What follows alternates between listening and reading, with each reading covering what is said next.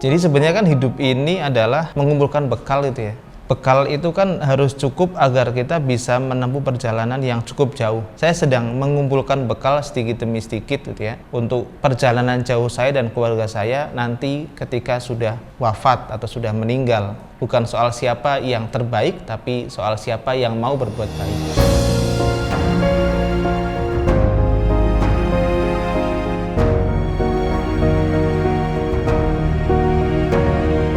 Waktu awal merintis bisnis itu, pulang kerja itu harus packing sampai jam 12 malam, sudah diorderkan, stoknya sudah ada, pas mau dikirim orang tersebut nggak bisa dihubungi.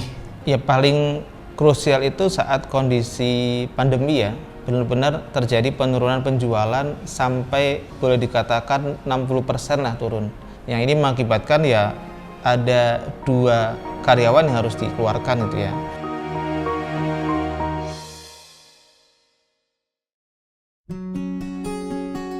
Ya, Assalamualaikum warahmatullahi wabarakatuh. Perkenalkan, nama saya Hairul Saleh. Saya tinggal di Kecamatan Sawangan, Kota Depok.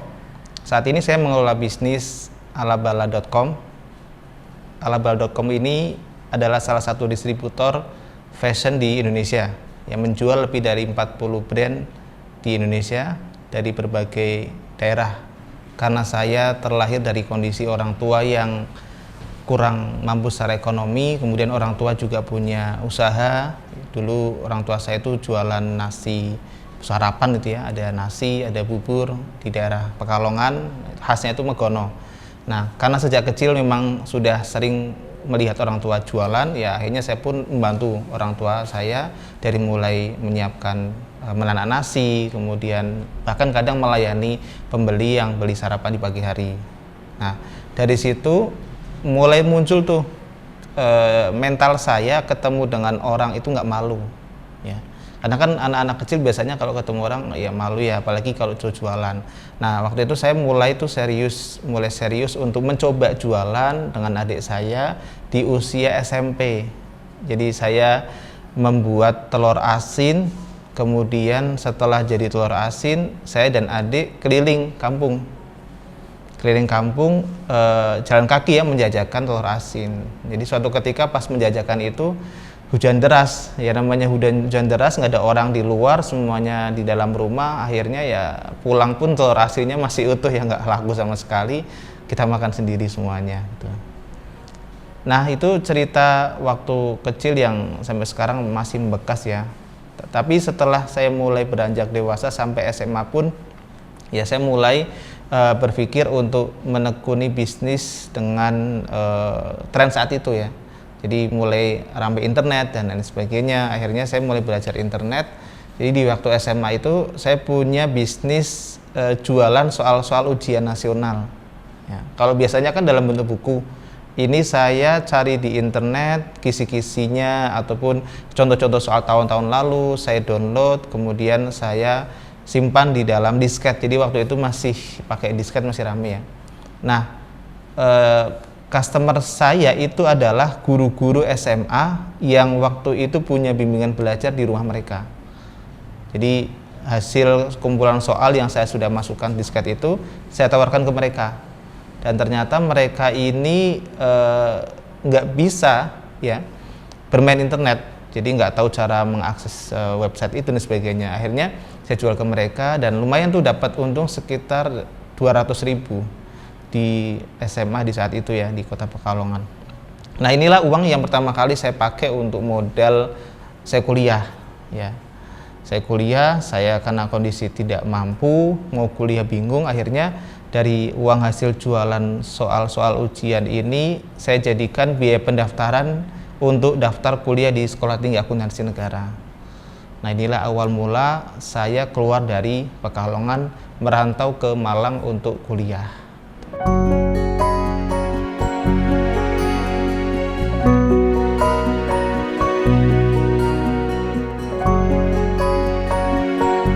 Ya, di Malang itu saya ambil program Diploma 1.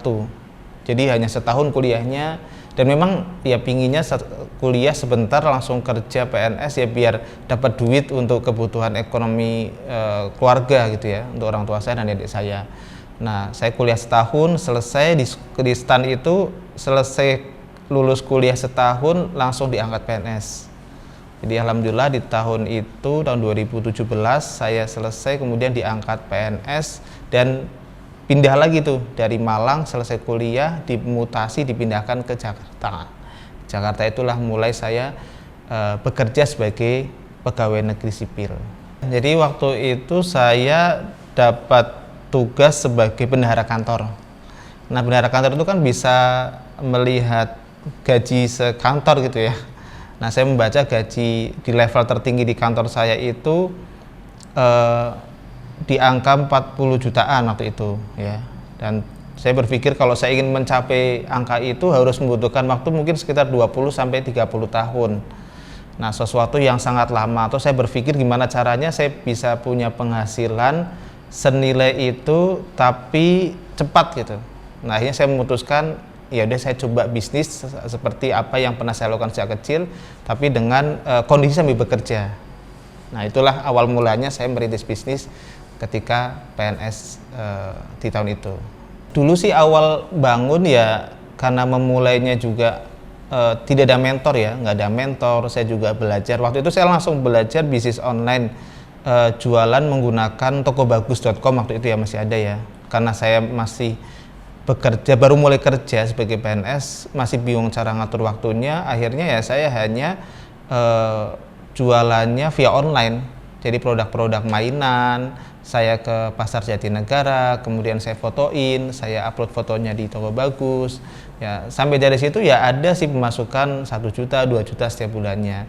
Ya karena saya merasa masih nyaman di PNS, akhirnya ya berjalan sekitar 5-6 tahun itu biasa saja.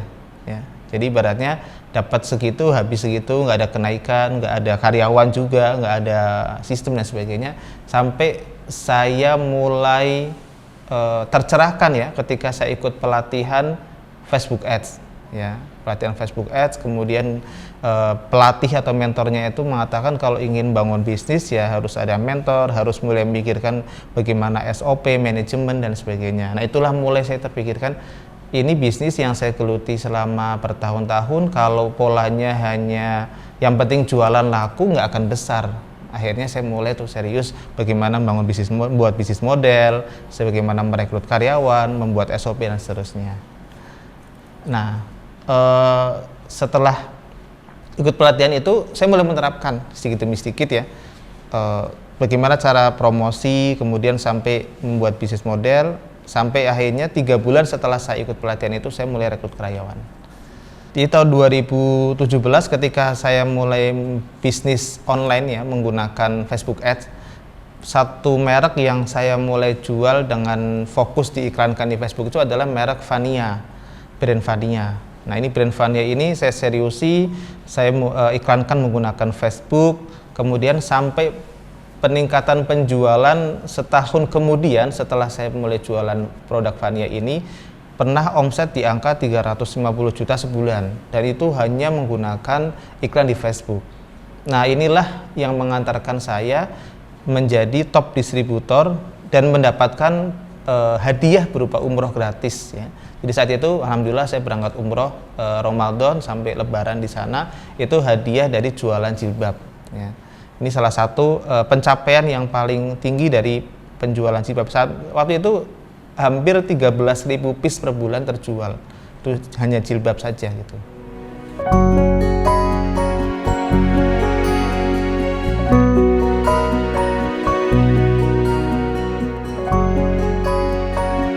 Jadi setelah bisnis fashion ini berjalan dan pandemi 2 tahun lalu itu ya membuat usaha saya lumayan turun drastis penjualannya, karena anak yang biasanya ke sekolah akhirnya nggak sekolah, nggak butuh jilbab.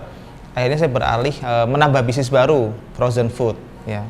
Pertama saya juga melihat peluang, yang kedua melihat kondisi teman-teman UKM di Kota Depok ini banyak yang jualan frozen food dan mengalami penurunan penjualan di saat pandemi.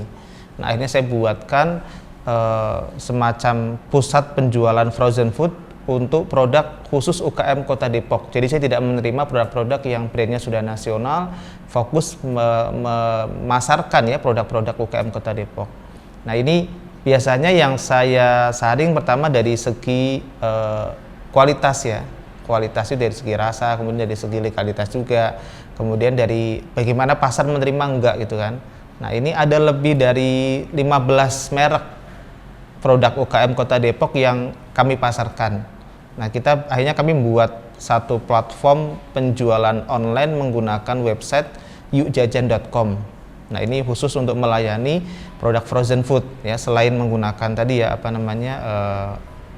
Grab, GoFood ya, itu juga ada. Ya jadi teman-teman UKM Kota Depok ini kan produknya bagus-bagus sebenarnya, tapi mereka banyak yang kesulitan memasarkan ya. Sementara selama ini saya sering mengajarkan mengenai digital marketing, pemasaran secara online, sedangkan mereka kebingungan bagaimana cara memasarkan secara online. Nah kita coba bantu secara langsung produk-produk mereka itu kami pasarkan. Jadi memang niatnya adalah bagaimana mengembangkan atau memasarkan produk-produk lokal di Depok ini semakin terkenal di tingkat nasional ya, karena mereka sudah bagus ya. Kita ingin bantu meningkatkan penjualan mereka menggunakan pemasaran secara online. Jadi 40 brand yang kerjasama dengan label.com itu kami buatkan website khusus namanya butikhazna.com. Nah ini butikhazna.com ini ada lebih dari 40 brand yang terkoneksi langsung stoknya dengan produsen-produsen brand fashion tadi itu. Jadi misalnya brand A stoknya ada 100, nanti di Butik Hazna pun sama 100. Jadi ketika ada orang yang pesan menggunakan Butik Hazna, jadi order online menggunakan Butik Hazna, maka stok di sana pun berkurang dan barang langsung dikirim dari produsen. Jadi praktis ini memotong biaya distribusi, memotong biaya packing, otomatis menghemat biaya karyawan juga. Karena produknya langsung ditangani, di packing, dikemas, dan dikirim dari produsen. Jadi benar-benar 100% online. Ada di butikhazna.com itu semuanya. Jadi kerjasamanya itu otomatis ada target penjualan untuk bisa mendapatkan, kami dapat diskon antara 25-30% dari setiap brand itu. Masing-masing beda sih, ada yang 20% juga, ada yang 25 dan 30. Nah ini ada target setiap bulannya. Untuk bisa dapetin diskon sekian, kamu harus menjual sekian piece dalam sebulan. Nanti kalau nggak tercapai, dievaluasi seperti itu. Kami ada admin ya, ada admin yang mempromosikan setiap hari produk-produk yang ready stock dari brand di butikhazna.com itu. Jadi setiap hari di share via grup WA. Jadi di alabal.com itu dari sejak tahun 2018 kami mengelola lebih dari 700 reseller yang memang dari awal adalah reseller jilbab Vania yang sekarang menjadi resellernya butikhazna.com juga. Nah setiap hari kami share konten-konten yang isinya adalah produk ready stock, sekaligus kemudahan mereka untuk men-share ulang ya. Jadi konten itu kita share setiap hari sampai dengan waktu sore hari, kemudian mereka juga bisa share ulang ke para customer mereka, si reseller meng-share ulang ke customernya ya, sehingga otomatis cara berjualannya simple gitu ya, karena konten sudah kita sediakan, mereka tinggal share, ketika ada orderan tinggal di input di website langsung masuk ke produsen. Jadi fokus mengelola tim reseller penjualannya.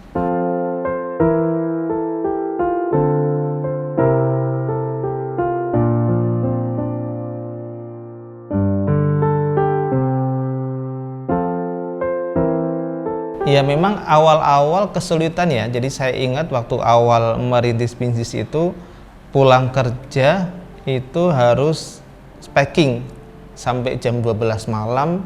Kemudian paginya berangkat kantor itu sudah bawa satu karung orderan yang sudah siap kirim ke jasa kirim.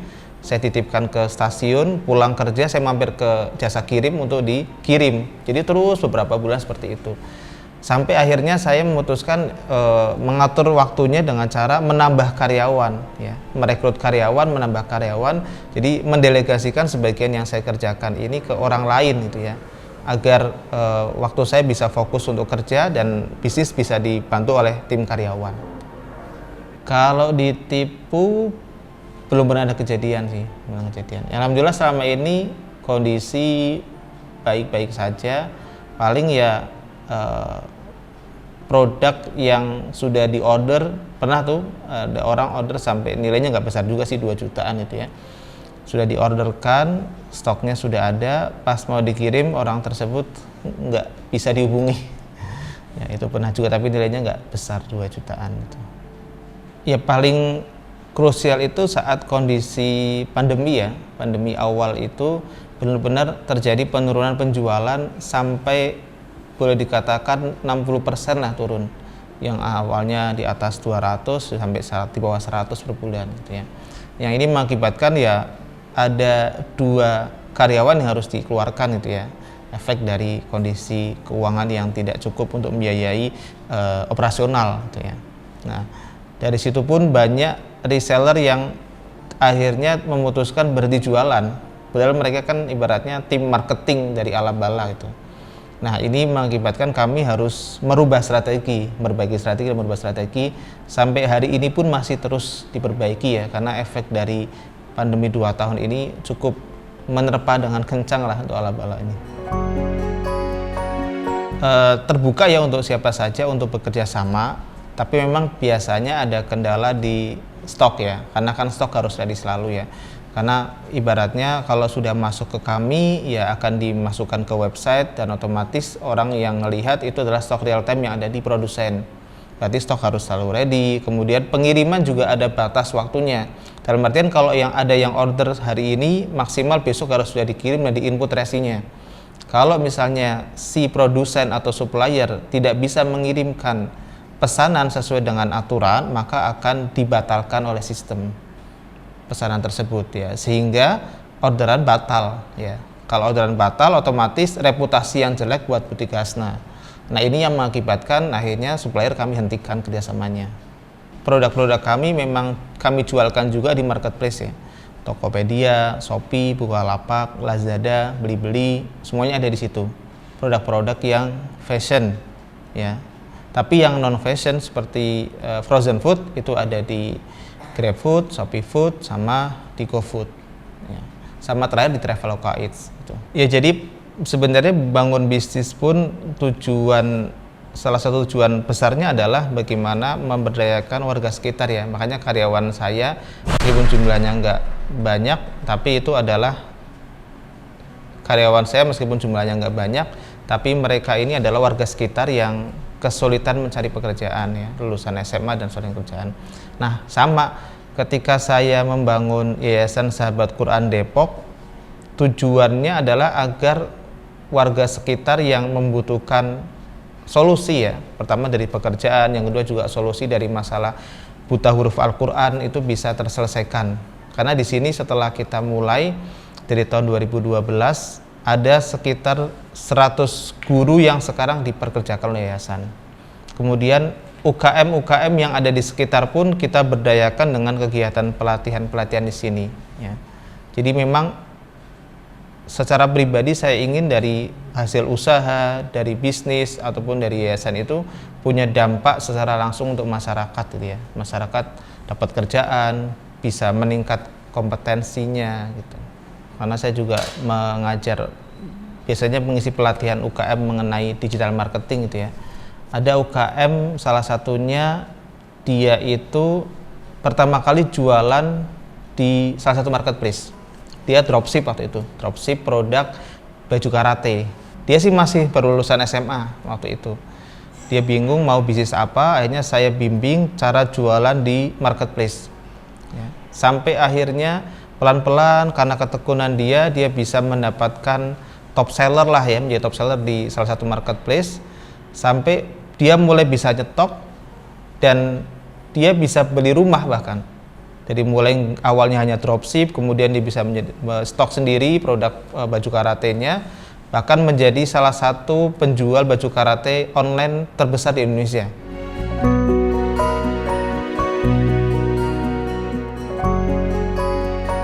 Buat semua yang ingin bergabung di Alabala Store ya, misalnya produk frozen food khususnya untuk UMKM di Kota Depok misalnya atau yang terdekat dari sini, silakan bisa dicek nanti di yukjajan.com atau hubungi admin dari Alabala Ya, produk-produk yang sudah kami jualkan saat ini ada pempek, ada taekwan, ya, ada cireng, ada cilok, siomay, dimsum, kemudian ada tahu bakso, ada pangsit juga, ya, donat kentang, ya, kemudian ada apalagi cilok, ya, dan beberapa masih banyak lagi.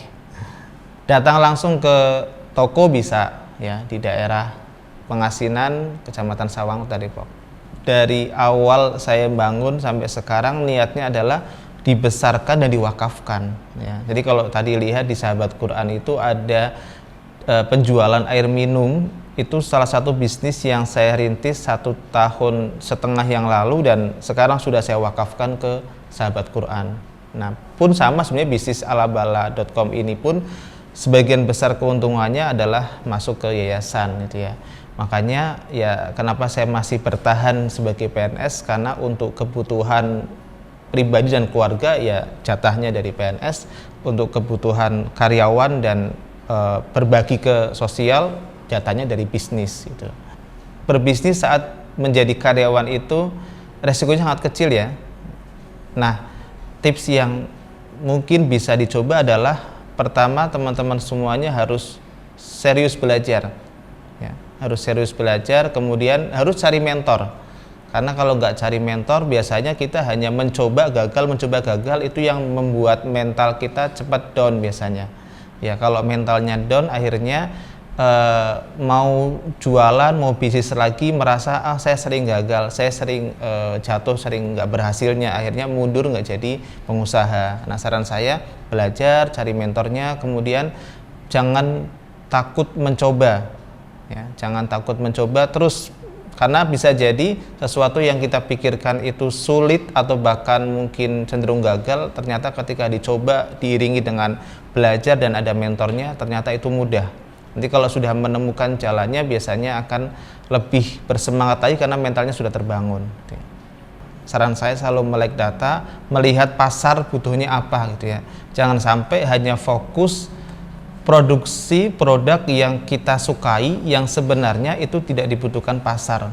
Karena apa? Karena tidak pernah melihat pasar tuh maunya apa sih gitu ya. Nah, sehingga ketika dia produksi, fokus pada produk yang dia sukai, pasar nggak menerima, bahkan karena pasar sudah mulai bergeser cara membelinya, dia pun tidak mau berubah, efeknya ya tidak laku. Jadi saran saya melek data, lihat peluang pasarnya seperti apa.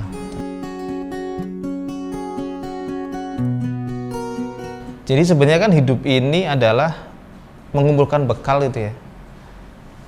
Bekal itu kan harus cukup agar kita bisa menempuh perjalanan yang cukup jauh. Nah, perjalanan kita di dunia ini kan sebenarnya nggak lama, makanya bekal yang ada pun sebenarnya nggak perlu banyak-banyak. Justru bekal di hari kemudian yang butuh banyak. Nah, inilah yang saya lakukan. Saya sedang mengumpulkan bekal sedikit demi sedikit gitu ya, untuk perjalanan jauh saya dan keluarga saya nanti ketika sudah wafat atau sudah meninggal. Sehingga ini yang memotivasi saya untuk terus bagaimana caranya saya perbanyak profit, perbanyak sedekah, perbanyak untuk berbuat kebaikan ya. Karena ada satu kalimat yang menarik gitu ya, bukan siapa yang terbaik tetapi siapa yang berbuat baik gitu ya. Bukan soal siapa yang terbaik tapi soal siapa yang mau berbuat baik.